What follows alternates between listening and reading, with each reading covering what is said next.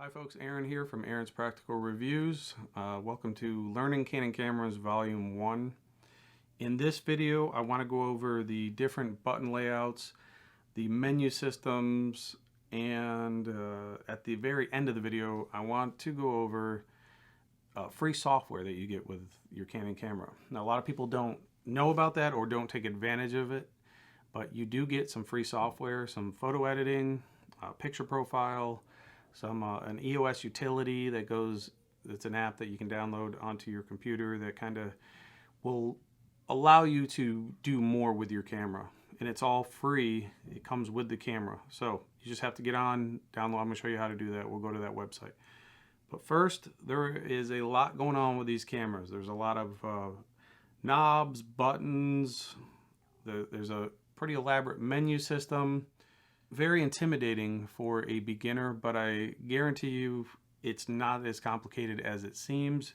And with a little practice, and once you kind of get an overview of it, you'll see that it's something you'll learn to navigate through fairly easily, and it's very helpful. And everything here has a purpose and a reason, and you just got to figure that out.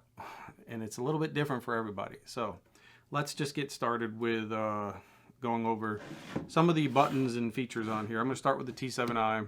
And I got the 90D here, 6D Mark II, and we'll just kind of go through, and I'll show some of the similarities, differences here, and it just kind of give you a very simple explanation of what they are. So I don't want to complicate it any more than it already is, and just, you know, at a nice easy pace, show what these buttons do and how you can use them.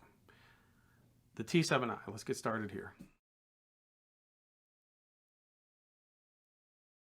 The button layout on the T7i, and we'll also get into some on the 6D Mark II and the 90D.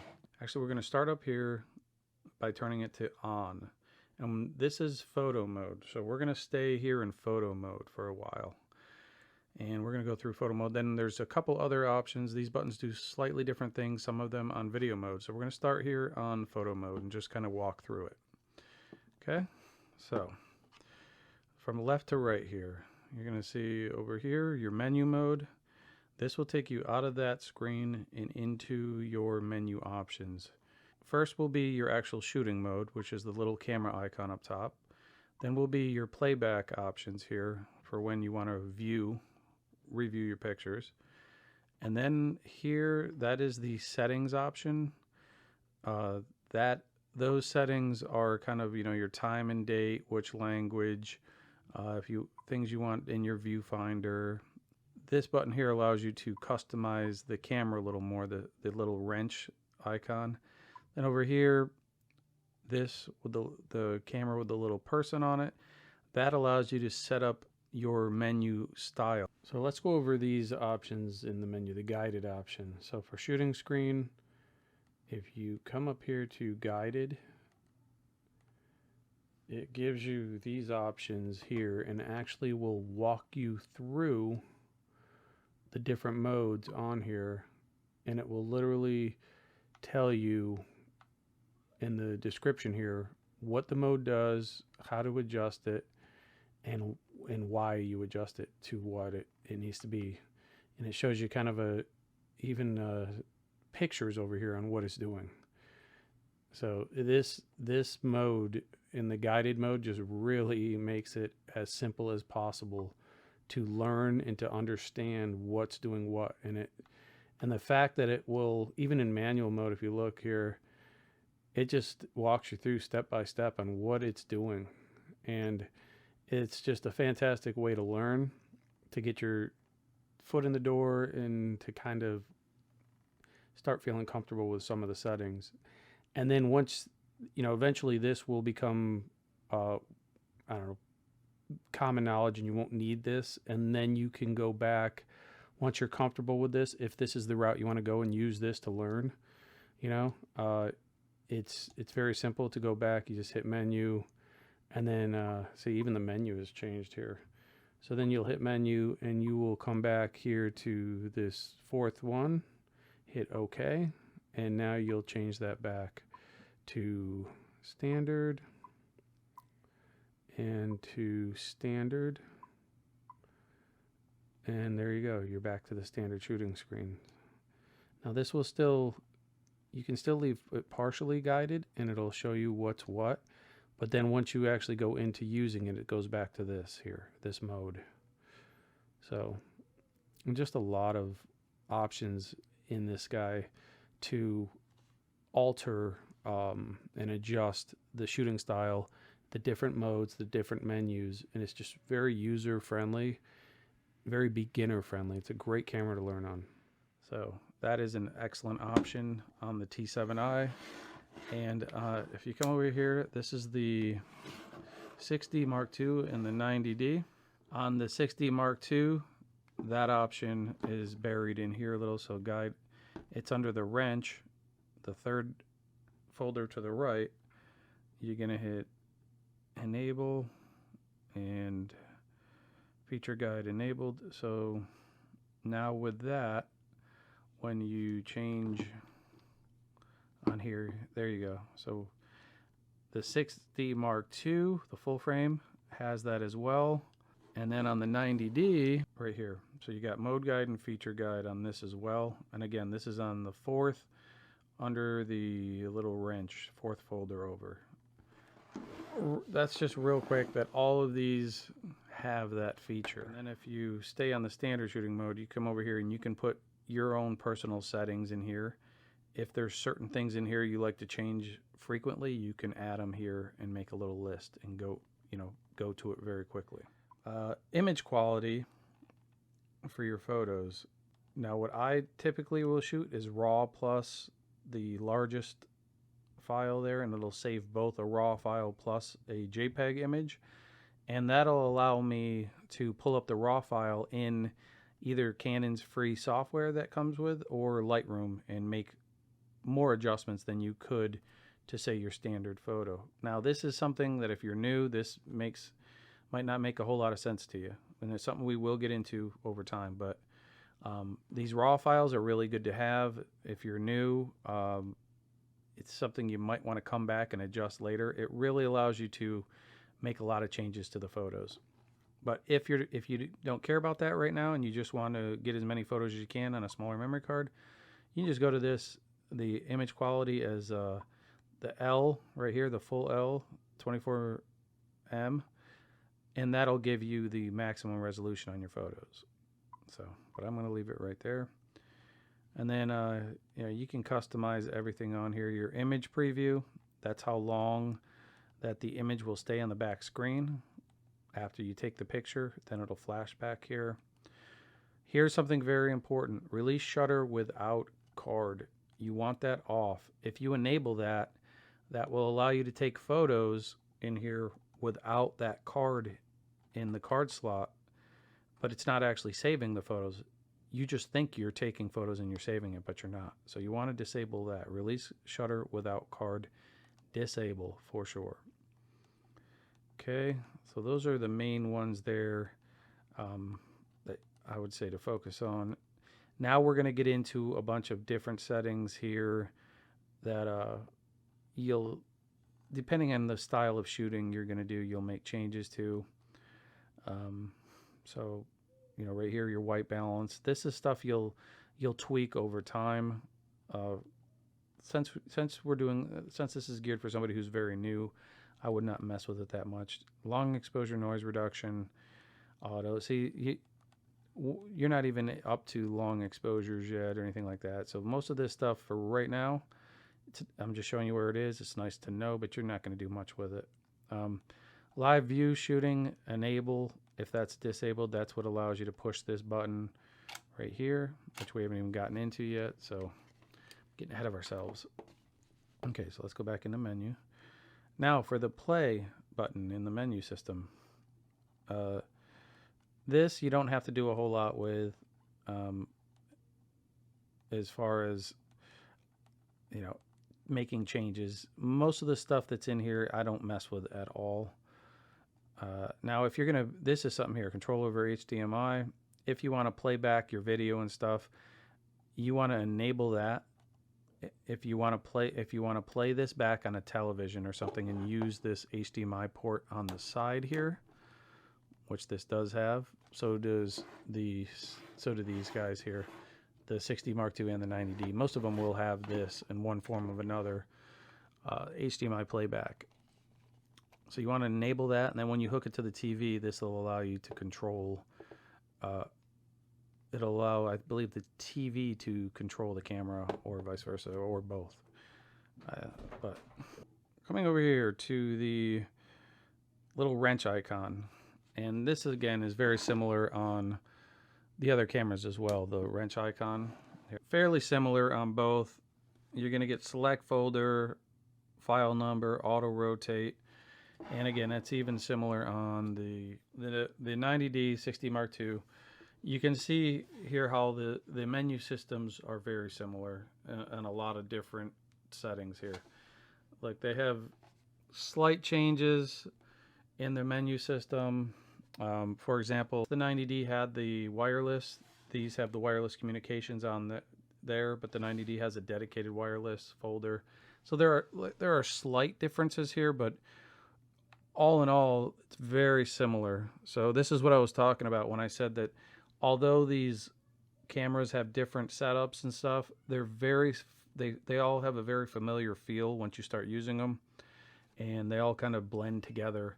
The major differences are the button layouts are slightly different on each. They each do slightly different things, and it just takes a little bit of time to get used to. So let's go back to the T7i. Okay, so we're back in the menu system here. And what I want to do here is talk about this first one, so the folders. So when you initially start using your camera, you probably want to create some folders to put different situations into different folders. So for example, I'll create 2 or 3 folders, and let's say, if I'm family photos, I'm going to put in the 101 folder and select that.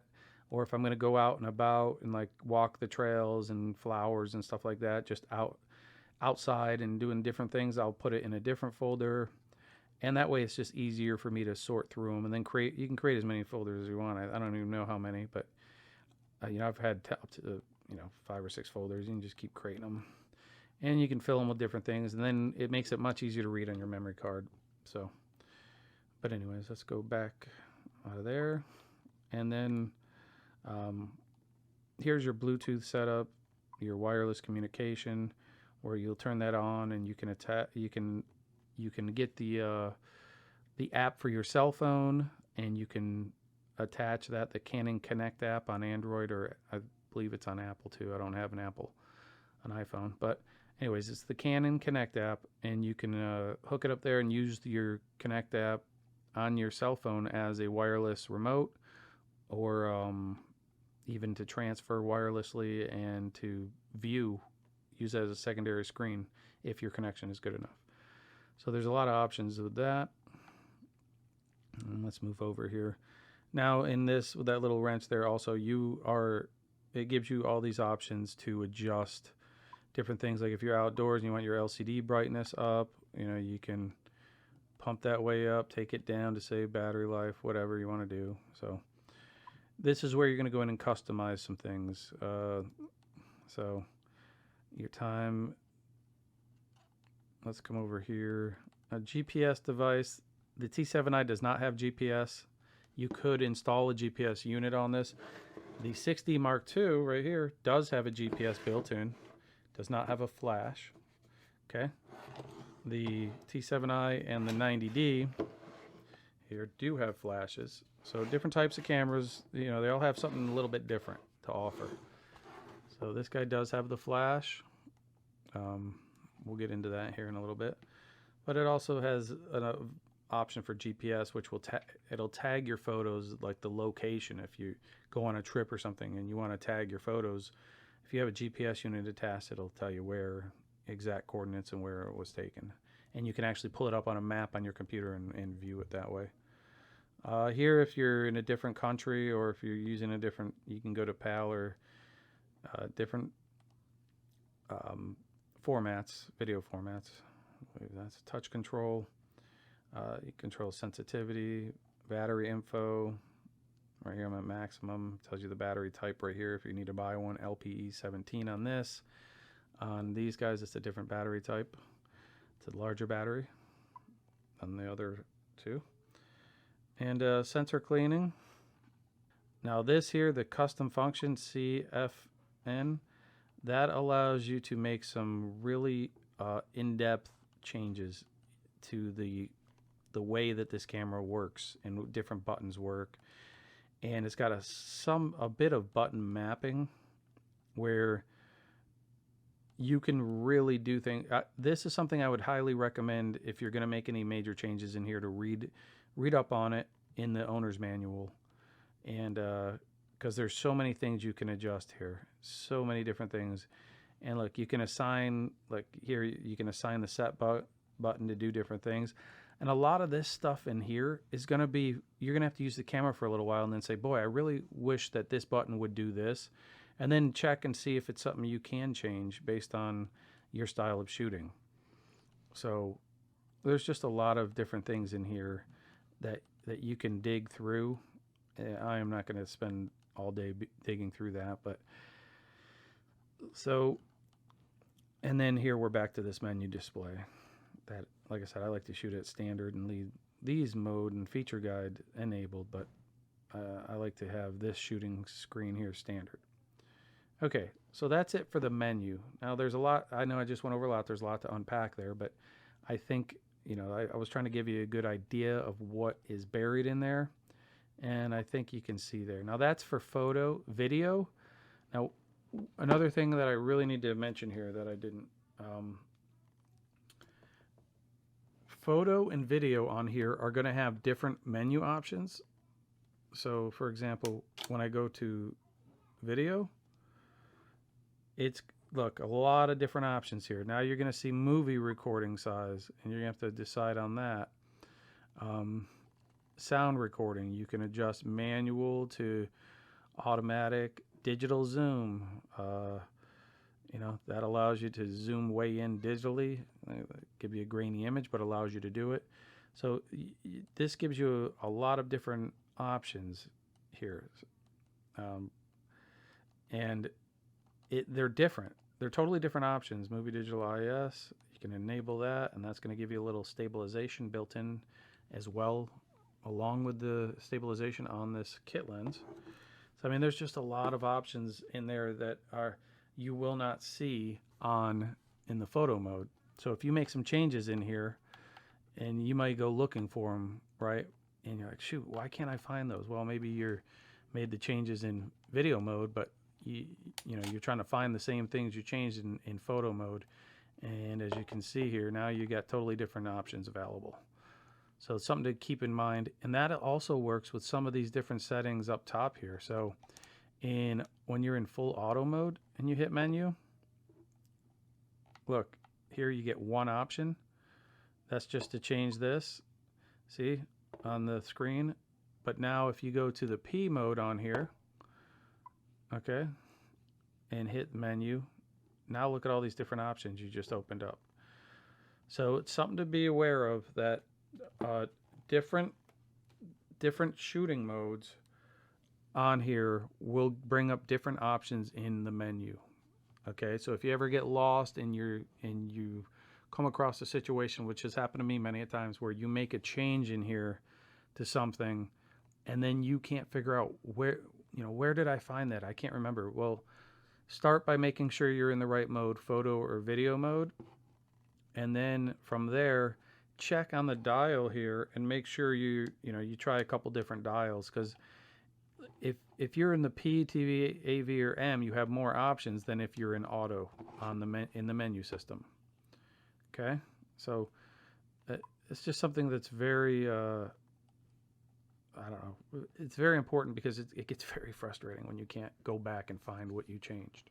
So we've gone through the menu system pretty thoroughly there. Now I didn't go over everything because there's just so much there, and a lot of it's going to be stuff you'll never use, and a lot of it's going to be just based on how your style of shooting, which could be totally different than mine. So it's stuff you may use, and it's stuff you may not use. I don't know. You'll have to figure that out, but I just want to give you a quick rundown of the menu system. And like I said, I'm using the T7i for the example, but as I showed you there, once you learn the menu system on one camera really well, it's fairly similar and easy to maneuver through it on others, because they're going to be, even though they're going to be slightly changed on others, it's going to be familiar enough that you'll be able to figure it out fairly quickly. Okay, let's run down the buttons on here, because this is, you know, if you're new to photography, these buttons make no sense to you, right? I mean, so let's start here. We went through the menu. Let's come over to info. Now, info, if you're in photo shooting mode, right here, it's going to bring up your level. Okay, so when you're in basic, ready to shoot a photo, brings up the level. Now, if you go into view mode or play mode here, and you want to preview the photos you just took, info does a whole lot in here. Now here, if you hit it once, it will bring up everything: your file number, how many you got left, your battery. Over here is the style you're using. Like here I said, I'm using RAW plus L, your ISO, and here's your 3 settings: your shutter speed, aperture, and ISO. So it'll bring all that up. If you hit it again, now it'll bring up your histogram. It'll show you exactly what the settings were in your picture profile, which we haven't even got to yet, that you see in here, and you can scroll down. It'll tell you your contrast, all this stuff, everything in here, the settings you had. Come down here. I mean, it goes through all sorts of stuff. It tells you your metering mode, which style, everything you need to know, the size, and then even your focal length. So this photo here was taken at 28 millimeters, P140, f4.5. So I took it in the P mode, ISO 320. So yeah, this mode here will tell you everything you need to know about the image. Then if you hit it again, you're back here to nothing on the screen. Okay, so let's keep moving. Hit it again, and let's get out of there. So we're back here. Now coming across the screen here, we're going to look, this little eyepiece here, I don't know exactly what it's called, but this actually comes out. If you wanted to take this out and replace it ever, if it gets worn or damaged, this piece will come out, and you can replace this if you need to. I've never had to replace it on any of mine. They've held up, but that's not to say, you know, you don't snag it or drop it on something, and have to replace it. So if you ever had to, that's how you take that off. I went over this piece here. This is what you use to adjust to your eye in here, your viewfinder to your eye, in case you need glasses, or if you don't have really good vision and this isn't set properly, or maybe it just came off from the factory and you need to readjust it. That's what you use right there. Put your eye up here. I went over that in the previous video. This is called your hot shoe, and the reason it's called the hot shoe is because these are live in here, and with certain accessories, the camera either can provide power, turn the thing on or off, or control it up in here. Now, if you have a microphone, which a lot of people do, that's one of the great things about these cameras, is you can attach a external microphone. You'll put the microphone in the hot shoe, facing either, you know, whichever way you want, and then you're going to come over here and you're going to plug it in on the side. Here's a microphone jack. Now, each of these have the microphone jack. Almost every DSLR mirrorless will come with that. Most Canons, I mean, if it doesn't, then it's a really low end. But almost all of them have microphone jacks for external audio, which I'm actually using right now, a microphone, which is why I'm getting really good sound. If I wasn't using this, you could tell the sound would sound kind of hollowed out and echoey. But anyway, so you got that, the hot shoe. You put the mic in there. You plug it in there, or right above that, right here, is actually a remote control port where you can plug a little device in there and use it as a remote control, as a shutter release to take pictures with, which is really nice. Another option, that's in on the side here. Since we're over here, you've got your HDMI out, which allows you to hook it into larger TVs or larger screens, and then this port here is what you would use to hook it into the computer, and that's where you would use the software, the EOS Utility that I'll show you later on. And with that software, you can do a lot of different things with your camera. Micro USB or mini USB. Now we're going to come to this. This button right here is the live view mode. Live view mode is a mode, when you hit this, allows you to shoot off the back of the screen, like so. So if you see here, now what I can do here is I can either touch the screen to focus and select the focus points myself, or see this little thing right down here. If I hit that, touch shutter enabled, touch shutter will allow me to touch something and take an image of it, just like that. So again, let me show you that again. So here it is, anything on here. So here's a camera over here. Let's touch that. And it just allowed me to take a picture of that camera and select that as the focus point just by touching the screen. So we'll do it one more time. Here's a coffee mug. So it'll catch focus, and this is great for beginners, especially doing portraits and stuff like that. So see, it's that easy. If you want to shoot off the back screen instead of through the viewfinder, that is how you would do that. Really cool option, I think. So that's that. Now when you are using this, what's happening there when you hit that, the mirror inside of here flips up, so you cannot use the viewfinder while this is enabled. Okay, just like you can't use the viewfinder when you're using video, you can't use this while you're in this mode, because what it's doing is it lifts the mirror up and gives you a straight image through to the lens, and it's just showing you a preview of what you're seeing here. So there's no image being reflected up into the viewfinder. So that's what's happening there. So essentially, this is in mirrorless mode, is what you could call it technically, because there's no mirror there, and you just pick what you want back there. So let's keep moving down the camera here. Over here we have these little plus minus, and up here we have a couple other settings. This doubles up as a couple different settings on here. The main purpose that I use it for is when I hit the preview, it allows me to zoom in manually with this and zoom out. So if you want to zoom in with these, you can zoom in and out, or you can use your pinch fingers, pinch the screen. I think that's what it's called. Now the other thing is, when you're in this menu here, you can go all the way to that and see all that, which I can't see anything there. So you can bring it back up. So there's that option. Let's come down. Now this here is a toggle, basically. If you push it here, when you're in the P mode, which is the auto exposure mode, which basically means that the camera's doing the work. It's going to get the right brightness on the camera. That's what exposure is. So it will give you the right brightness, the correct brightness at 0. That's ideally where you want.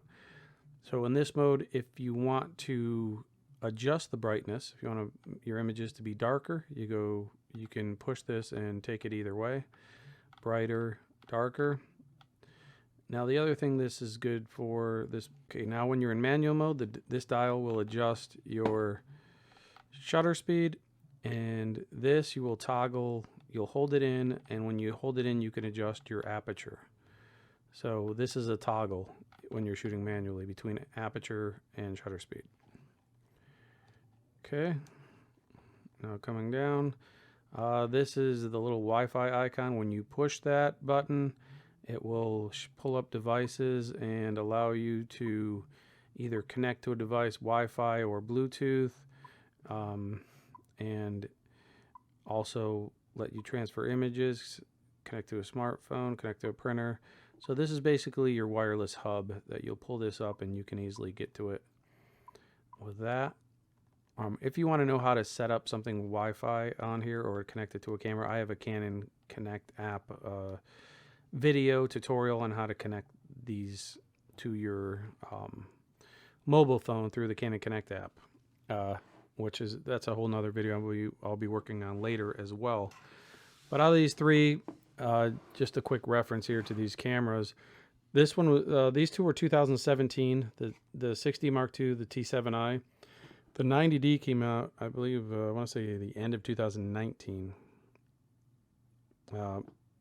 The software in this, the connection software, I thought was a lot stronger in the newer 2019 90D. Whatever they did, whatever additions they made and upgrades to their wireless connectivity and Bluetooth seemed to work a lot better. Just a little side note. Not that it doesn't work well in these, but it just was a lot better and more reliable in the 90D, I thought. And I got a better image, and it came to my screen a lot faster. I thought I had faster connectivity, so they definitely have made some upgrades, in my opinion. Okay, so keep moving. Now this Q button, this is very important. This is a button you will use a lot, especially for making adjustments. And now you'll see it's duplicated. Here's the Q, and then over here's the Q. They both do the same thing, each one.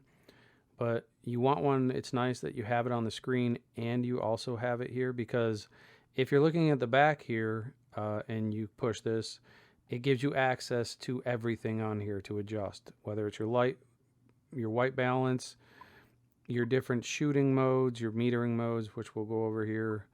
All this stuff it gives you access to with the touch of a button and to change. And the reason it's nice to have on your screen is because if you decide to shoot in with it facing you, any kind of vlogging situation, or like I'd like to do a lot of times, I can come up, I don't have to go around to the back of the camera. I can touch it here and make the changes here and not have to go around to the back of the camera. So I can make changes really quickly and on the fly. So that's nice that they duplicate that. If you're wondering why there's two, one here and one here, seems redundant, but that's why.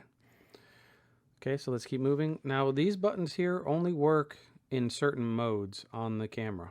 Okay, and these are basically quick adjustments, quick button adjustments. They're really nice to have, but you're not going to find these buttons on the 60 Mark II or the 90D.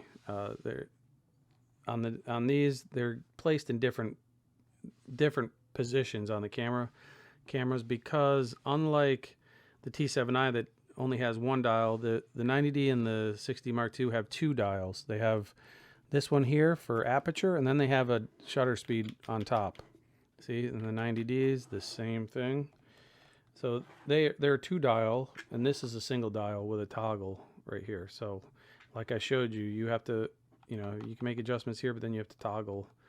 So this actually has these buttons on it. This is not normal. It's nice that it's on here, especially for beginners, but I'd say the majority of cameras have multiple dials to adjust, and they don't have all these. So, but however, this does have it, and as a fairly as a beginner's camera, I like to call it, they're great features to have, and it's quick access. So here's your white balance. You're going to push that, and you're going to make the changes to white balance as you go. Here, drive mode. Now, what drive mode is, if you're not familiar with drive mode, it's the style, the shutter release. So one shot, you're taking a single photo. Literally one shot, single photo. Okay? High speed continuous is, it's going to keep going until the buffer's full or until it can't get onto the memory card, and it'll take a break for a minute and start filming. So picture profile right here, and what that does is allows you to make adjustments to the color, to the sharpness, to everything with these presets. So in other words, I like to use fine detail, and I get images. I'll get an image like this. Okay. And if I want to change that up, say I want to go to, well, you can't use that in live view mode, but if you come down here, let's say I want to go to M, monochrome. Okay, now we'll watch the difference. Now I'm literally shooting in black and white, and it was that easy to make the change. So you don't have to dig through the menus. You can just hit this. Again, you can't do it in live view mode. Hit that and you can make some changes. And then here, the 1, 2, 3, these I added personally. So good in any situation, in all situations, slightly matte finish, new. So like, for example, slightly matte. I will show you how to create these. It's a free software you get, and it's really cool, and makes a big difference in the way you want to shoot. So now here's a slightly matte finish, and as you can see, it adds this kind of matte finish, and that's something I made and added to the camera after the fact. It's my own personal, my own personal color setup. So again, monochrome, and they have a bunch of different presets. And then also one more thing that's fun to, it's neat that you can do, and it's fun, but if you go in here, see here's, so FD, fine detail. If you hit here, info detail, so you can make changes in camera right here. So I can come down here, I can bump up the contrast substantially. I can play with the sharpness on it, make it sharper, take the sharpness down. I can do all sorts of stuff, come out, and it's set. And now that same image that's going to apply to that image right there. So those adjustments, you can make adjustments on the fly to the color profile and adjust the colors and do all sorts of cool stuff.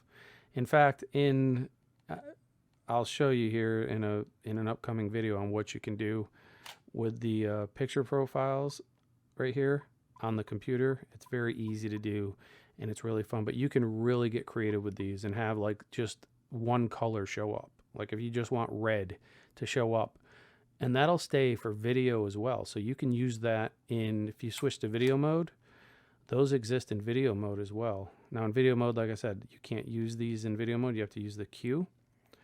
But if you wanted to change that, hit the Q in video mode, they're all right here at the bottom, see? Picture style. And you can use them. So there's just a lot of creative options there. And that's what this is. So, okay, now let's come back over here to autofocus. Now here you got one shot. One shot on here is where it will, listen, hear that?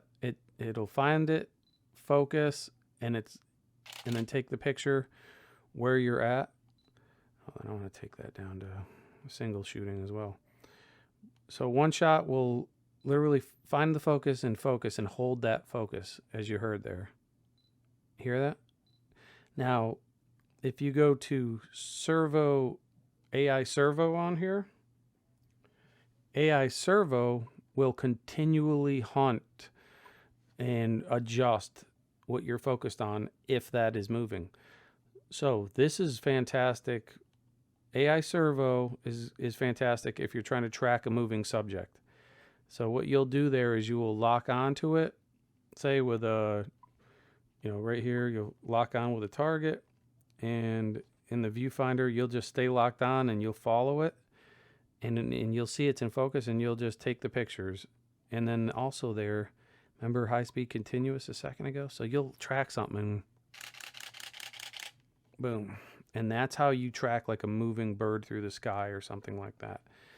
These are going to be blurry in this situation, but if I had the right lens on there and if I was out tracking a bird, that's the setup I would have, and just kind of follow it along, and it would stay in focus. The camera would help hold that focus, especially in good lighting.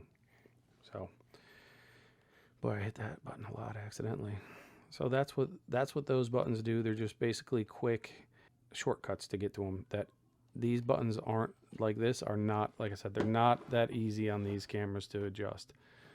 So it's just a really nice feature for any beginner to have this kind of accessibility to these features at their fingertips instantly.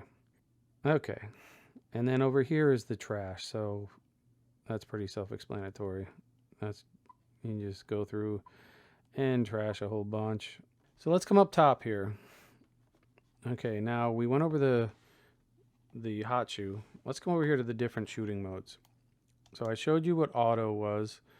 The green plus means auto with flash. Okay, now if that's on, the flash will automatically come up in a situation where it's too dark, or it feels like it's too dark to get a good photo. So that'll automatically come up and take the photo. Now if it's bright enough, if it feels like it's bright enough, then it won't do that. See, so in that situation, when I aimed it up at the light, it felt bright enough. If I aim it down at a darker spot, it automatically pops up. So that's the auto flash. Now, if you come over here to this, the right under the green, that's the auto shooting with shoot without flash. See, it tells you right there. So, and it shows you a good situation here is if you're indoors with good lighting and an aquarium or something like that, you don't have to worry about it. Or anywhere outdoors, you don't have to worry about the flash at all. So that's a good setup to have right there. And then also, if you have anything, this is very important. If you have anything in the hot shoe, a microphone or something, you want to film in auto mode, you cannot have it on the green, because if it's on the green and you try to film, it's not going to have sound. For some reason, it won't work. So you have to keep it in that auto mode or in P. If you're using a microphone, an external mic, like I showed you how to hook up. Here we have a whole bunch of different options. Creative auto. This is a portrait. It shows, it's very simple. This one here, landscape, and it literally will tell you on the back with that mode that I showed you, the guided mode. Right here, close up, and it literally will walk you through all of these scene filters. The manual mode, AV, TV, priority, and P. Now, what I would recommend as a beginner out there, I know we're going over a ton of stuff here. I'd recommend staying around the P mode, staying in the P, and kind of playing with a couple minor settings in here. You know, like I said before, when you're in P mode, if you want to make the photo a little brighter, hold this down, go ahead and bring it over, bring that up to like as bright as you want. Now that's going to make the image a lot brighter when you take the photo. Because it's way up. Now that's too much, so we're going to take that down quite a bit. And let's take another one. And there you go. See, it made it much darker. So that's the basic concept behind that. It makes it really simple to use. But in this mode here, it allows you to use all these buttons here to adjust your white balance. You know, if you want to make something look more blue or more orange, more warm, kind of warm up the image. Allows for a lot more creativity in your shooting if you use the P, and allows you to use other options while still basically shooting it in in automatic and letting the camera do most of the work. So that's a great first step to go to P, especially with the kit lens. A lot of these modes are going to change based on the lens you're going to use. Okay, so I'm trying to keep it slow here. I'm trying not to go too fast and throw too much at you at once. But okay, so let's keep moving. Okay, up here, display, ISO, and then this little button right there. That's a very important button as well that we need to go over. So watch what happens here when I push that button right there. Okay, do you see that? Again, I'm pushing this button right here. This is your focal points on here, and it's bringing up how you select your focal points, and this is what it'll look like in the viewfinder. So if you come over here, see that single dot? Now that single dot is adjustable. So if you want, you can use your finger on here and decide what you want to focus on. This is a great way to pinpoint what you want to focus on. So let me show you an example of this. So I want to focus right there. So I want to focus right there. Now, if you look in the viewfinder, that spot will be highlighted in the viewfinder. that exact spot where I just showed you. And so you can pinpoint exactly right there to focus on. Okay, now if you come over here, here's some other options. As you see, that'll pick these, and you can pick a cluster. Here's large zone. You can pick one of the 3 zones, and then auto select autofocus is basically you let the camera decide where it's going to focus on based on what it detects in your image. I personally almost, as I become more and more comfortable with the camera and I want to dictate more what I'm focusing on, I use the manual select most of the time. So, and I will typically start dead center, and if I have to, I'll make adjustments and move. Now, if I'm doing portraits or whatnot, I will maybe put it up over there or over here, so that way I'm kind of, guessing where their eye is going to be, and then that'll be right on the subject's eye. Then the other option was always for portraits and stuff like that, like I showed you. If this is the person, you're just going to touch, and there you go. You just took the photo that way. So you've got a lot of options there. There's no right or wrong way. You might want to switch it up. Maybe you want to go through the viewfinder for a while and then switch back to live view mode and go this route. There's no right or wrong way. So anyways, there's that. Now, the ISO button up here, you will only use that in situations where you're manually adjusting your ISO. So when you're in P here, you actually can do that. And that's another nice thing here. The camera will automatically adjust the exposure around the ISO you set. So it'll if you set it for 100, say, and you're in a dark situation, it's going to be a long shutter, a very slow shutter. You hear how slow that was? It's a very sluggish shutter. So typically you only want to play with the ISO if you understand the situation you're in and you understand what you're doing, because you could really screw up your shots if you start messing with ISO and shutter speed and stuff in situations where you don't know what the effect's going to be on the shot. You can either make the shot too blurry, too dark, too bright. So a lot of times when you're first starting out, until you learn what those consequences are from changing those, just to play it safe, leave the ISO to auto, and in P mode here, just leave it the way it is, and then makes your adjustments like I showed you by pushing this to make it brighter or less bright. And then gradually work on the ISO and the shutter speed. And eventually it will all make sense and how it all works together. But initially, that's a lot to comprehend, and it just takes some time to learn. And then the other thing, display here, you can just turn display on and off. And so there's that. And then this is your only dial, and this dial will control most of your controllable features on here, like your shutter speed, your ISO, and your aperture as you're changing them. So for example, when you hit the ISO button, I'm using it to change my ISO. When I want to brighten it, I'm using it to change that. So this is basically what you use to change a lot of things.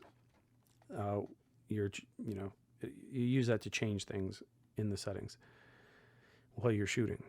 This is your shutter button. You push it halfway, and it'll catch focus, push it all the way, and then you're taking the photo. Now, it didn't catch focus there because I am shooting, if you remember, AI, so I want to put that to one shot. I don't need to be shooting high-speed continuous all day, so I'm going to put that back over here onto that, and we're going to go there. Now, let's see. There we go. So, listen, half press. All right, half press, and then shoot. All right, so that is it for those. I think I covered everything on here.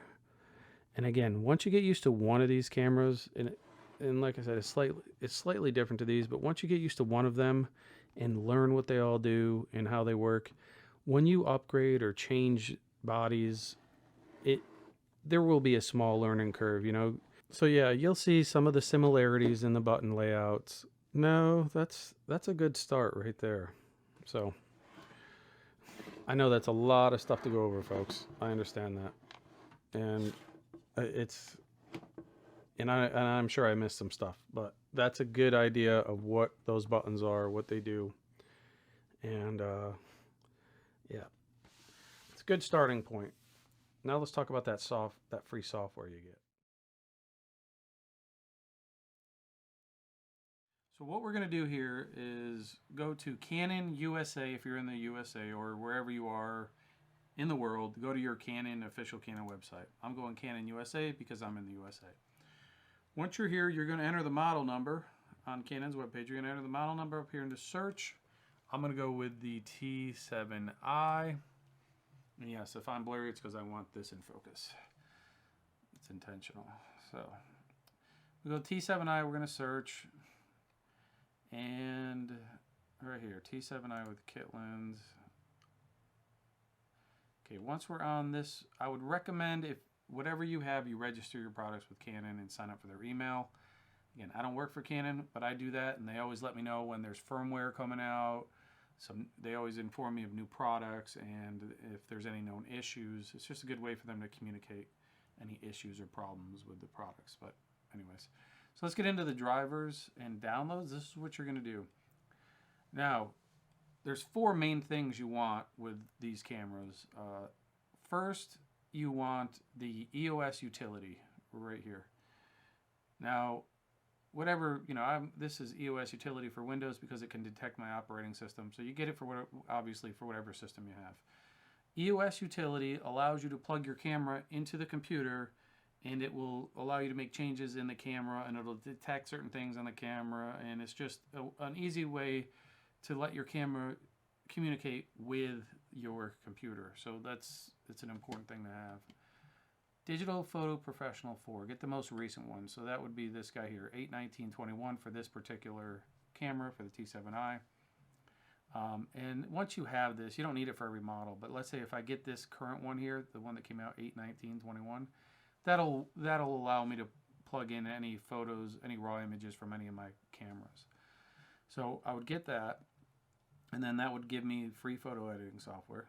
It's fairly large, and that's a fairly big program, and it runs a lot of takes a lot of RAM, but it's free and it does a good job once you get used to using it. Then the picture style editor. Now that was what I was talking about, that allows you to make the changes to your picture profiles and change your coloring and really customize the way and the look of your photos and videos. And you get a couple slots in each camera to add your own picture style, so you can really get creative with that. Firmware. Now there's a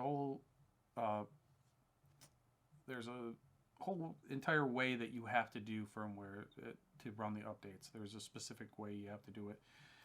Typically, what I do is I'll insert a memory card, I'll transfer it, I'll download it to my computer, and then I believe I unzip it, and then I take the unzipped version of it, put it on the memory card. Then when I put the memory card in the camera, I will go into the camera settings and hit check firmware or firmware update, and it'll automatically register that what I have on the memory card, that firmware update. It'll automatically detect it, and it'll ask if I want to update the firmware, and then at which point I'll say yes, and it'll run it. Just make sure you got enough battery, life in there. Typically, it only takes a couple of 5 minutes, somewhere in there, to complete the firmware update. But you want to keep up to date on those and do it in the order that they tell you to. Sometimes you have to do them in a specific order if you get a camera and it hasn't been updated. So utilities, there's nothing here. Some cameras have some things, others don't. So for the T7i, this is all it has. It's really not that complicated. Wow. This has been a long video. If you made it this far, congratulations. And I don't know what to say. It's just a lot of stuff to go over. But a couple things I want to add here with that software. It will, when you hit select and you get to a certain point, will ask you for a number, registration number from each camera that you own, or whatever one you put in there. Like, so for the T7i, it will ask me. That's on the bottom of your camera right here. Every one of them has it. So whatever camera you own, whatever you go to, you'll find that serial number down here to get that free software. That was one thing I forgot to bring up in there. And yeah, I know this is a lot of stuff to go over. And I mean, you know, it takes a long time to learn these cameras and to understand how they work and to really utilize all those features. But it's well worth it, and it's a lot of fun. And you know, I said in the previous video that there's a reason why some of your photos don't look like you want them to look, and this video is so long that I'm not even going to get into that right now. I'm sorry, it's gone. We're over an hour here, so we'll get into that next time. Thanks for watching. The next video is actually going to be volume 2. I think we're going to go over different lenses and what they do, because that has a huge impact on the quality of your photos and your videos. So I want to get into that and kind of wrap this up. This has been going on over an hour long, and there's just so much stuff here, and there's still so much more to get into. But we're just scratching the surface. You've got the software. You should have a good feel around the camera by now, and I'm sure there's a ton of stuff I still haven't gone over here. But anyways, hopefully this has been helpful up to this point. Thank you for watching. Stay tuned for, it'll be volume 2. And in volume 2, we're going to go over lenses and trying to get those images that you're not so happy with quite yet up to par with the way you want them to look. So that's it. Thank you for watching. Subscribe and keep an eye out for volume